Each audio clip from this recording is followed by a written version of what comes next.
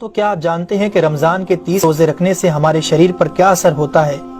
اس پر جاپانی سائنسدان نے ایک بڑی کھوج کی ہے جس کا جاننا ہر مسلمان کے لیے بے حد ضروری ہے۔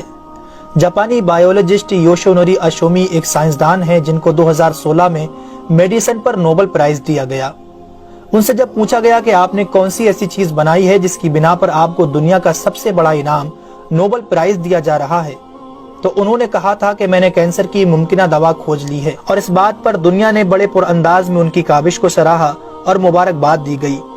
اس کے بعد ڈاکٹر یوشینوری اشومی نے کہا کہ میں نے کینسر کی دوا نہیں بلکہ کینسر سے بچاؤ کا حل تلاش کر لیا ہے۔ تو لوگوں نے ان سے پوچھا کہ بتائیے ایسا کیا کیا جائے کہ کینسر جیسے خطرناک مرض سے بچا جا سکے؟ تو انہوں نے کہا کہ جب ہم بھوکا رہتے ہیں تو ہماری باڈی میں موجود غذائیت ختم ہونے لگتی ہے، جس کی وجہ سے جسم بھوک محسوس کرتا ہے۔ اگر اس بھوک کے دوران جسم تک کھانا نہ پہنچے تو ہمارا جسم بھوک کی شدت کی وجہ سے اپنے اندر موجود ان زہریلے سیلز کو کھانا شروع کر دیتا ہے جو کینسر کا سبب بنتے ہیں۔ اس عمل کو میڈیکل کی لینگویج میں آٹوفیگی کہا جاتا ہے۔ اگر آپ چاہتے ہیں کہ آپ کا جسم ایسے بیمار سیل سے پاک ہو تو آپ کو بھوکا رہنا چاہیے۔ جب ایسے سیلز مرنا شروع کر دیتے ہیں تو کینسر کا پرسنٹیج کم ہو جاتا ہے۔ اس کے بعد جاپانی سائنسدان سے پوچھا گیا کہ انسان کو سال بھر میں کتنے دن بھوکا رہنا چاہیے کہ اس میں کینسر نہ پایا جائے؟ تو انہوں نے کہا کہ اگر 20 سے 25 دن کم سے کم اور 9 سے 10 گھنٹے بھوکا رہا جائے تو اس کی باڈی ایسے تمام زہریلے سیلز کو کھا جائے گی اور اس میں کینسر نہیں ہوگا۔ اے میرے پیارے رب کریم، آج ہمیں سمجھ آیا کہ مومن پر روزے کیوں فرض کیے گئے، اور آج مجھے اس احادیث پاک کی بھی سمجھ آ گئی جس میں آپ صلی اللہ علیہ وسلم نے فرمایا کہ ہر شے کی زکوٰۃ ہے اور جسم کی زکوٰۃ روزہ ہے۔ سبحان اللہ! میں قربان جاؤں ایسے سچے دین پر جس نے عبادت کے اندر بھی بیماریوں کا علاج رکھا ہے۔ دوستو، اسلام وہ دین فطرت ہے جو زندگی کے ہر شعبے میں راہ اعتدال کی تعلیم دیتا ہے۔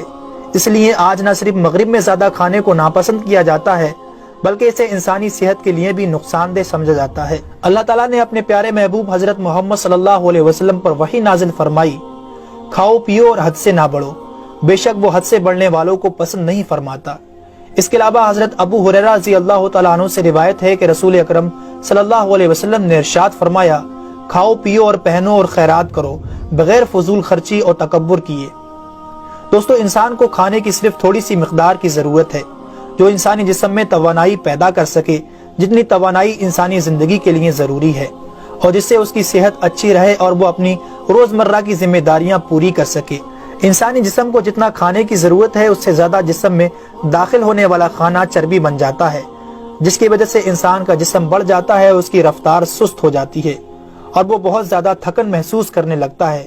اس کے علاوہ انسانی جسم بہت سے امراض کا شکار بھی ہو جاتا ہے۔ اسی لیے اللہ تعالیٰ نے روزے فرض کیے تاکہ 11 مہینوں کے دوران کھانے پینے کی بے احتیاطی کا ازالہ ہو سکے۔ قرآن پاک میں اللہ تعالیٰ نے روزے رکھنے کا حکم ان الفاظ میں بیان فرمایا ہے، اے ایمان والو، تم پر روزے فرض کیے گئے جیسے کہ تم سے پہلوں پر روزے فرض کیے گئے تھے تاکہ تم پرہیزگار بن جاؤ۔ دوستو، قرآن مجید میں بیمار اور مسافر کے لیے روزے مؤخر کرنے اور جو روزہ نہ رکھ سکے ان کے لیے فدیہ ادا کرنے کا حکم دیا ہے۔